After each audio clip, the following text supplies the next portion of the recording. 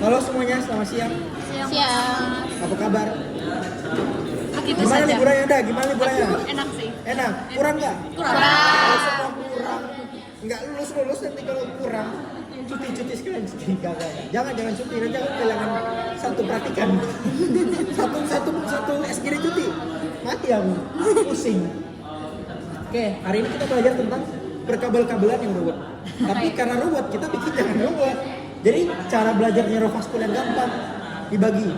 Pertama kalian belajar vaskularisasinya dulu, baru belajar inervasinya. Darah-darahnya dulu, baru listrik-listriknya.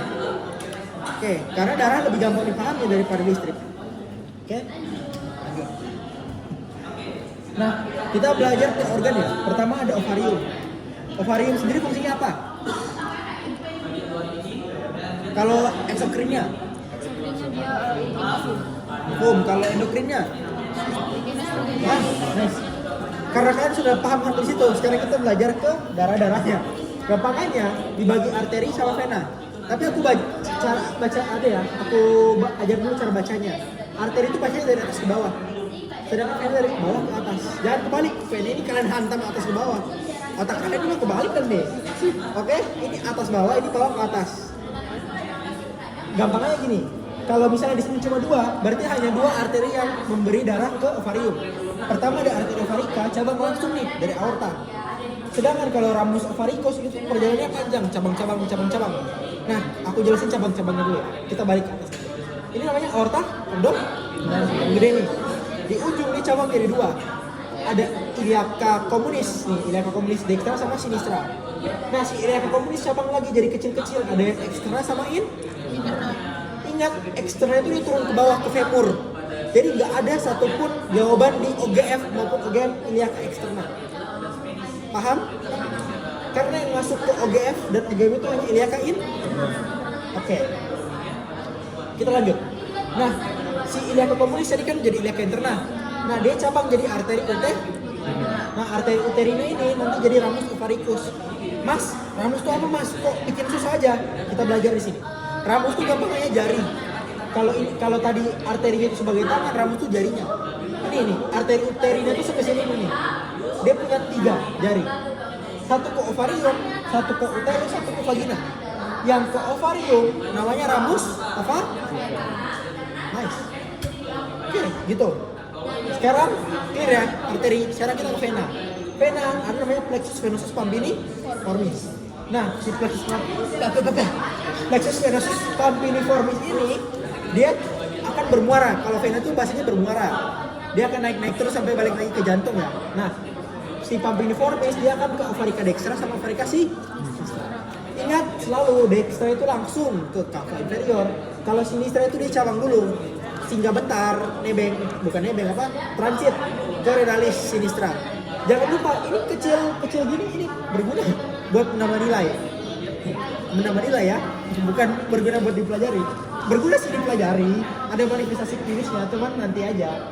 Nah, tadi selesai di ovarium, sekarang kita ke sini dulu, tuba uterina. Nah, si tuba uterina ini gampangannya dia kan bentuknya kayak pipa gini ya, menghubungkan ovarium sama uterus. Jadi untuk pembagiannya sendiri dibagi sepertiga lateral sama 2/3 medial. Kalau aku skip belajar ini. Kenapa di skip mas? Karena gini, dia itu akan mengikuti yang terdekat sama dia. Nah, misalnya sepertiga lateral dekat sama apa? Sama nggak sama ke ovarium? Nih, arteri ovarika, plexus venosus pampiniformis. Sedangkan 2/3 medial dekatnya ke uterus kan? Organ uterus. Berarti kalau kalian belajar ini, kalian sudah bisa jawab sih 2/3 medialnya. Lihat aja langsung buktiin ya. Ini arteri uterina, ini uterus ya, arteri uterina. Terus sini ada vena uterina. Kita naik nih. Sama nggak? Arteri uterina, vena uterina. Same. Makanya aku skip. Karena aku lebih mending belajar ovarium sama belajar uterus. Tapi kalian harus ingat letak ya. Jangan kebalik tiba-tiba sepertiga lateral, tiba-tiba uterus, 2/3 medial ovarium. Itu kalian lihat letak itu dari mana tuh? Nah, ingat sampai sini bisa dipahami? Bisa. Oke. Ini tadi ingat ya kalau arteri uterina itu dia dari cabang-cabang iliaca ya. Dia nggak langsung, tapi kalau ovarika dia langsung dari aorta. Oke. Sekarang kita lanjut ke uterus. Nah, uterus tadi udah dibahas. Mas, Tapi kok ini ada ovarium, ada ovarika di sini. Kenapa? Menurut kalian secara logika jauh nggak? Ovarium sama uterus itu jauh nggak? Jauh enggak. Tapi kok bisa? Nah jawabannya itu di sini nih. Ada anastomosis. Nih anastomosis of ovarian uterine vessel. Yang beranastomosis itu venanya, oke? Venanya itu beranastomosis, jadi ada vena uterina sama vena avarika. Makanya kenapa si uterus ini juga ada kena ke vena avarika. Oke, paham sampai di sini? Kami tanyain. Nah, lulusannya sama kayak tadi di belakang. Contoh ya, kalau vena avarika nih kan tadi vena avarika yang dextra. Terus nanti dia bermuara ke.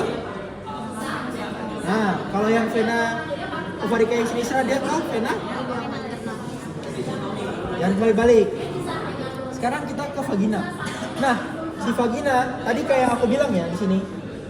Si arteri uterina itu juga punya satu jari nih ke vagina. Namanya ramus vagina. Paham? Nah, terus ini ada arteri vaginalis sama arteri pudendal interna. Mas, kok ada arteri vaginalis lagi? Dari mana nih? Si iliaca interna, nih iliaca interna cabang jadi dua. Yang ini uterina, yang ini vaginalis. Nah, si uterina ini tadi punya 3 jari, si vaginalis cuma ke vagina doang. Paham? Paham. Sampai sini paham? Oke. Makanya kenapa di sini kalau ada arteri vaginalis. Terus Mas, kok ada pudenda interna? Jadi sebelum aku bahas pudenda interna, aku mau kasih satu analogi ke kalian ini. OGF itu kan dibagi eksternal sama internal. Kalian langsung tembak aja, semua OGF internal pasti iliaca. Sedangkan OGF eksternal pasti pudenda. Oke? Itu poin pentingnya aku mau kasih ke kalian. Karena kalian kalau baca dan hafal itu kalian pasti bisa. Tapi kan berlogikanya itu gimana? Jadi kalau pudenda pasti dia itu OGF eksternal. Soalnya kenapa? Vagina tuh unik. Karena dia ada bagian di dalam, tapi ada dia yang bagian di luar. Yang kalian porsio, ingat kan porsio vaginalis? Itu kan sudah bagian dari yang OGF eksternal kan? Makanya kenapa ada pudenda? Oke? Plexusnya. Plexus kebanyakan sesuai dengan nama organnya. Ya kalau vaginalis ya berarti plexus vaginalis. Ya nggak usah tulis venosis ya, plexus vaginalis udah bener. Paham? Sekarang kita ke yang eksternal. Mau dibuktikan pudenda tadi. Tuh.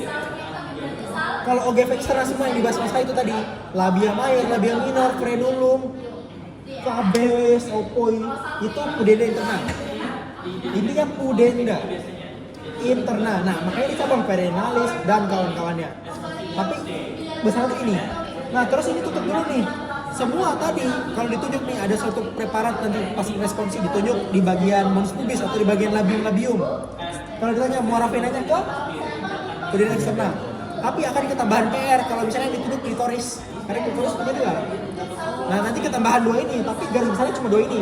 Secara garis besar ini, tapi klitoris itu spesial. Kecil-kecil cabai rawit, makanya PR kalian ketambahan kalau ditunjuk klitoris. Ada dorsalis clitoridis profunda, ada yang superficial. Paham? Nanti ini tulisan-tulisannya kalian hafal aja, tapi kayaknya nggak terlalu keluar. Sekarang kita ke inervasinya. Nah, inervasi ini juga punya sebuah kayak pattern unik.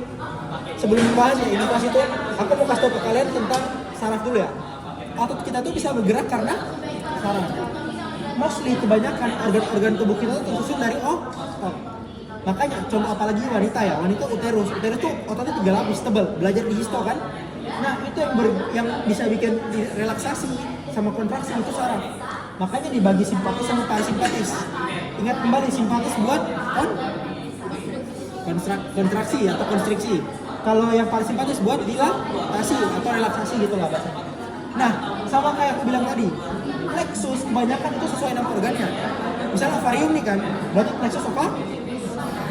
Ingat dia simpatis. Nah, ketambahan nih ada 2 nih kawannya, hypogastricus superior sama inferior. Jangan kebalik, oke? Kalau superior itu simpatis, kalau inferior parasimpatis. Nah, sekarang ini uniknya nih. Ingat ada hypogastricus kan di sini? Hypogastricus superior nih, simpatis ya. Kalau kalian slide nih ke tuba uterina, sama nggak? Hypogastricus. Inervasi sih? Yang PR nih bawahnya baru nih inervasi parasimpatis, nervus vagus sama nervus planici perfusi. Ingat nih, lihat nih, pas planici perfusi nih. Sama nggak? Itu parasimpatis. Nah simpatisnya beda. Plexus uterovaginalis. Karena dia uterovaginalis berarti dia uterus sama. Nah lihat nih, buktinya nyala tuh nih. Sama nggak? Terus parasimpatis sama sensorik motorik. Ada nervus cavernosus tuberosus sama pudendus. Kalian lihat nih di objek eksternal ini ya. Nih, kalau rangkum ini ya. Simpatis ovarium akan sama dengan simpatis tuba uterina fallopi. Parasimpatis tuba fallopi akan sama dengan parasimpatis uterina. Simpatis uterus akan sama kayak simpatis vagina.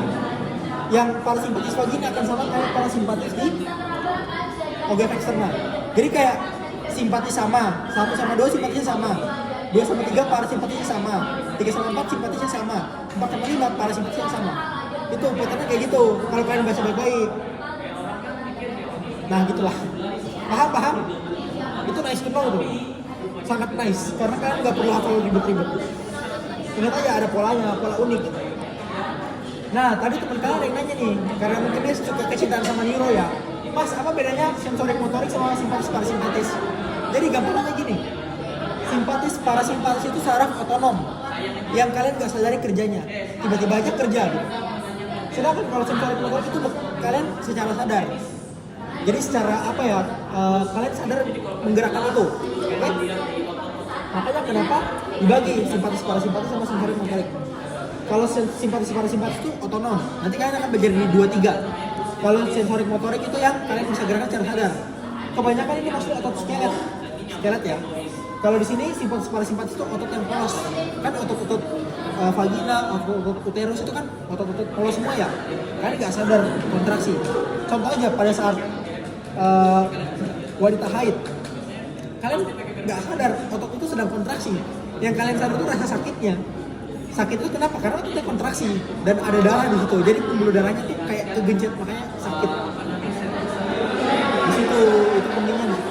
Oke, sebenarnya itu semuanya. Ini sama ada satu lagi nice to know. Jadi ada namanya nodus simpaticus. Nah, si nodus simpaticus gampangannya semuanya itu kalian jawab para aorta aja. Nama lainnya itu lumbales. Nodus simpaticus para aorta atau lumbales. Dia itu yang mana aja mas? Mostly semua hampir OGF interna itu ke sini. Nih gambarnya tuh nih dari sini nih sampai ke sini nih, sampai ke bagian fundus. Nih kalau kalian baca gonad dan struktur terkaitnya. Gonad itu apa? Gonad itu yang menghasilkan sel kelamin. Mau sperma, mau testis, mau sel telur di ovarium. Semua itu akan ke para aorta. Ada ovarium, tuba uterina, kecuali isthmus. Terus ada bagian intrauterus sama fundus uterus. Jadi banyak di sini. Sini, gitu. Dan kebanyakan pasti kalau ditanya nodus simpaticus, jawabannya pasti ini. Udah. Gak mungkin ada nodus. Sebenarnya ada di asistensi kayak supromedialis, cabang dari immunolis superficialis. Gak akan keluar itu percayalah. Karena itu hanya sebuah ilmu tambahan. Tapi ini cukup penting karena kebanyakan nanti kalau misalnya ada infeksi, kalau ada infeksi nanti di sini nanti ada pembesaran. Itu yang akan dicek sama dokter-dokter. Kalau ada infeksi OGF internanya. Itu korelasi klinisnya itu. Oke.